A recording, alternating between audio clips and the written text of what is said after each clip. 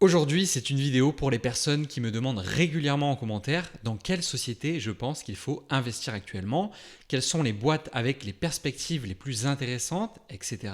Alors, je ne fais toujours pas de conseils en investissement, mais ça ne m'empêche pas de vous parler aujourd'hui de Booking Holdings, qui est une des sociétés qui offre actuellement, d'après moi, un des meilleurs potentiels de performance en bourse à un niveau de prix correct. Il y a plusieurs éléments qui me laissent penser ça. Déjà, Booking, c'est une société qui affiche une belle croissance du revenu, en témoignent les derniers résultats trimestriels. Et dans le même temps, ils sont en train de changer de modèle, on va en parler, mais ça devrait leur permettre d'aller chercher de la croissance et de maximiser leur proposition de valeur. Et ils ont entamé un programme de transformation avec lequel ils comptent réaliser des gains d'efficience d'ici 3 ans, ce qui devrait leur permettre d'augmenter leur niveau de marge. Le dernier élément super intéressant, c'est la valorisation qui a tout l'air d'être juste, voire légèrement sous-estimée, compte tenu de la croissance et de la qualité des fondamentaux. Il n'y a pas de temps à perdre si on veut parler de tout ça, c'est parti. Les résultats de Q2 2025, ils sont très bons, notamment parce qu'ils ont réalisé un revenu de 6,8 milliards de dollars, en hausse de 16% par rapport à l'année dernière. C'est leur meilleur deuxième trimestre de tous les temps. Mais dans les faits, il faut comprendre que le chiffre est plus élevé par rapport à ce qu'ils attendaient parce qu'il y a eu une conjonction de plusieurs effets positifs. Le premier, c'est des revenus supplémentaires liés à la plateforme de paiement. Concrètement, plus de clients ont décidé de payer via Booking plutôt que de payer l'hôtel sur place. Du coup, Booking a pu collecter plus de frais sur les paiements. Deuxièmement, ce qu'ils appellent les dépenses de merchandising qui correspondent en fait aux promotions ont été moins élevées que prévu. Pour ça, ils expliquent qu'il y a une question de timing et que l'impact devrait se décaler sur Q3. Et troisièmement, ils ont eu un impact de change positif d'environ 4 points puisqu'ils disent que la croissance du revenu à taux de change constant est de 12%. Parce que contrairement à d'autres sociétés, la dépréciation du dollar, c'est une bonne chose pour Booking puisqu'ils reportent leurs chiffres en dollars alors qu'ils génèrent la majorité de leurs revenus en Europe et en Asie, donc dans des devises autres que le dollar. Bref, si on ne tient pas compte de ces éléments-là, la croissance du revenu, elle se rapprocherait davantage de la croissance d'un des principaux KPI qui est le nombre de nuits effectuées via la plateforme. Ce KPI, il croît de 8% au Q2, ce qui est très correct, après avoir eu une croissance similaire lors des 5 trimestres précédents. Actuellement, Booking, ils tirent leur croissance de 2 continents, donc c'est l'Europe et l'Asie. Et une des questions les plus importantes à se poser, c'est est-ce qu'il y a encore de la place pour continuer à croître dans les prochaines années? Et si on raisonne avec cette logique géographique, la réponse est a priori oui pour l'Asie. Même s'ils doivent se confronter à une concurrence locale, notamment en Chine et en Inde, ça reste des marchés moins matures. Néanmoins, en Europe, qui est le plus gros marché, c'est un peu plus compliqué sur le papier, puisque le marché de l'hébergement hôtelier est relativement mature et Booking a déjà un très bon taux de pénétration. La réservation de séjour / voyage se fait très majoritairement en ligne aujourd'hui, ce n'était pas le cas il y a 15-20 ans. Par conséquent, depuis une dizaine d'années, Booking a été obligé d'aller chercher de la croissance sur un autre terrain, qui n'est pas le sien à l'origine, mais plutôt celui d'Airbnb.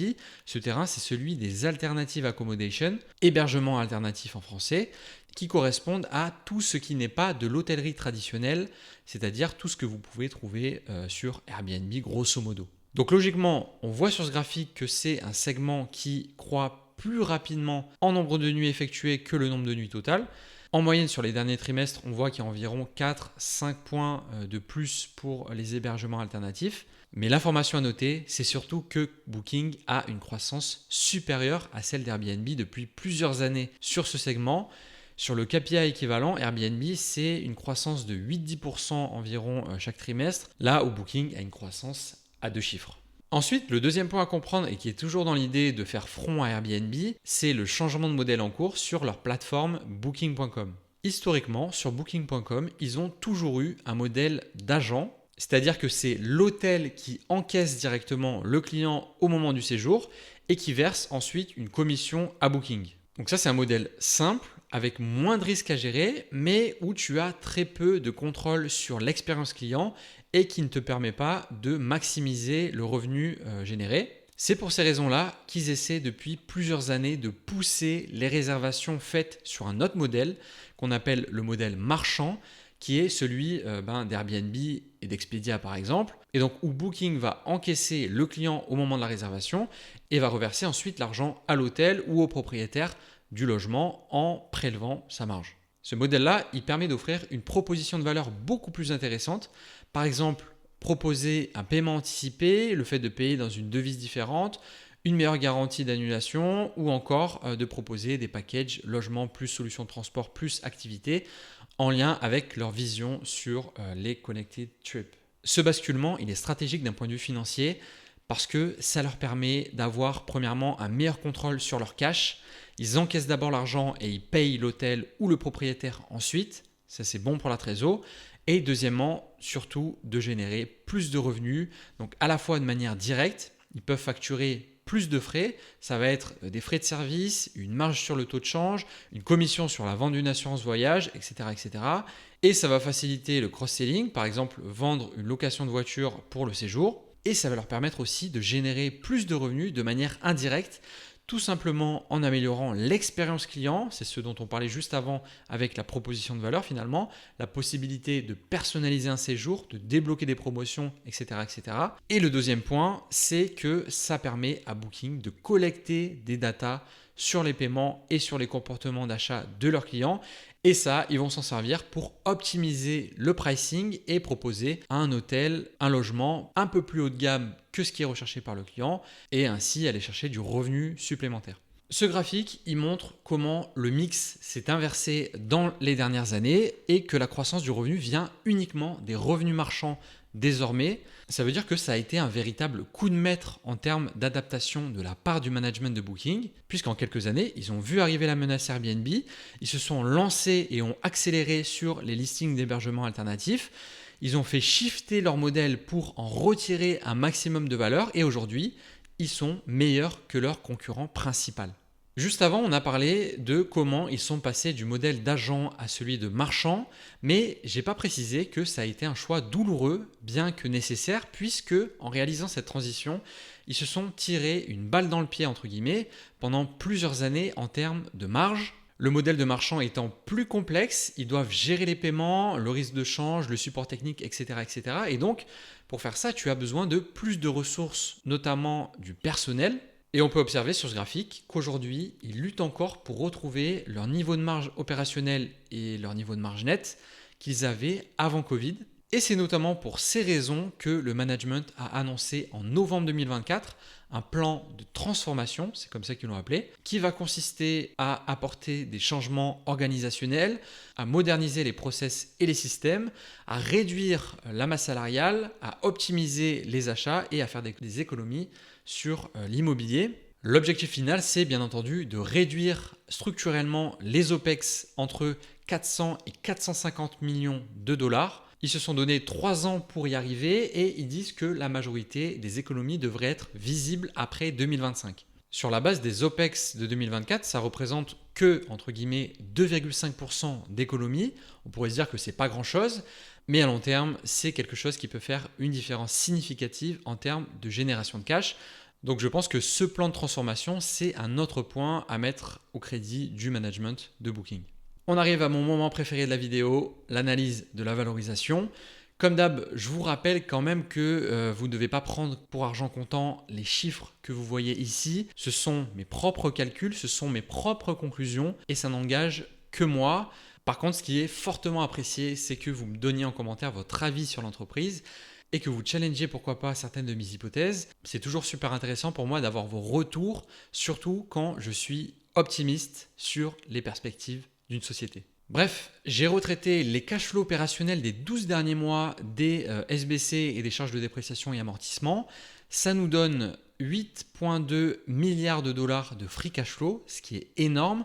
Et donc, pour une market cap de 175 milliards de dollars au moment où je tourne cette vidéo, on est sur un price to free cash flow de 21, ce que je trouve très très correct, compte tenu des fondamentaux de l'entreprise et surtout des perspectives de croissance des free cash flow par action dans les 10 prochaines années. Et donc si on résume ce qu'on a dit dans cette vidéo, premièrement, il y a de la place pour faire croître le revenu dans les prochaines années. notamment avec les hébergements alternatifs et le modèle marchand. Donc la top line devrait croître à un bon rythme. Deuxièmement, on peut s'attendre à ce qu'ils continuent d'améliorer leur niveau de marge opérationnelle, à la fois en faisant croître leurs revenus, mais aussi via les économies faites dans le cadre du plan de transformation dont on vient de parler. Et donc tout ça, ça signifie encore plus de cash généré qui vont pouvoir continuer à retourner aux actionnaires. Et ce que le management a très bien fait ces dernières années, c'est de le faire par le biais de rachats d'actions massifs. On n'en a pas parlé dans cette vidéo, mais Booking est connu pour avoir fait diminuer drastiquement son nombre d'actions en circulation ces dernières années. Depuis 2022, j'ai fait mon petit calcul, ils ont racheté, tenez-vous bien, pour 23,5 milliards de dollars d'actions, ce qui a eu pour effet de réduire de 20% le nombre d'actions en circulation. Pour une société de cette qualité, c'est très rare. Et ça montre que le management de Booking sait aussi se montrer opportuniste, puisque là, ils ont su profiter de la faiblesse du cours post-Covid pour concentrer les actionnaires. Et donc ça, c'est quelque chose qu'ils pourraient continuer à faire dans le futur pour supporter la croissance des free cash flow par action. Compte tenu de tous ces éléments, je pense que Booking est largement capable de faire croître ses free cash flow par action de 10 à 12% en moyenne dans les 10 années qui viennent. Si on prend en compte qu'ils vont continuer à payer un petit dividende dans les prochaines années, ça nous donnerait, d'après ce tableau, une performance attendue qui irait entre 8 et 14% par an selon les variations de multiples. Alors je ne sais pas vous, mais moi je prends. On est sur une performance en théorie qui battrait le marché sur 10 ans. Et encore une fois, j'insiste, mais en payant un multiple raisonnable pour une entreprise avec un avantage compétitif solide et de bonnes perspectives de croissance, on réduit considérablement le risque de voir notre performance pénalisée par un simple changement de sentiment de marché. Et mieux encore, j'ai envie de dire, parce que si l'entreprise délivre au-delà des attentes et poursuit sa croissance, ce même facteur, il pourrait jouer pleinement en notre faveur. Je suis peut-être trop optimiste, mais pour moi, le ratio risque-reward, il est très intéressant. Et je suis curieux. Dites-moi si vous avez d'autres sociétés en tête qui ont de super perspectives comme ça et qui se payent pas trop cher.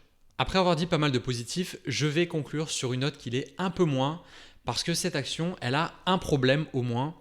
Ça vous a peut-être pas échappé, mais elle a une valeur nominale plutôt très élevée, puisqu'une action Booking, c'est 5 400 $ au moment où je tourne cette vidéo. Et ça, c'est quelque chose qui est bien pour éloigner une partie des spéculateurs. Mais quand on a un petit portefeuille et des sommes modestes à investir, c'est compliqué tout de suite. Parce que ça veut dire que si on a des convictions sur Booking et qu'on souhaite investir, ça va devenir automatiquement une position significative, voire très significative de notre portefeuille. Alors, j'ai pas l'impression malheureusement qu'un stock split soit au programme chez Booking, et je sais que certains conseillent d'acheter des fractions d'actions proposées par certains courtiers, mais personnellement je préfère éviter de toucher à ces trucs, donc je vois pas vraiment de solution pour résoudre ce petit problème, on va dire. On s'arrête là pour aujourd'hui. Si cette vidéo vous a plu et que vous voulez supporter la chaîne, vous savez ce qu'il vous reste à faire. Vous pouvez mettre un like, commenter et vous abonner. On se dit à très vite. Ciao.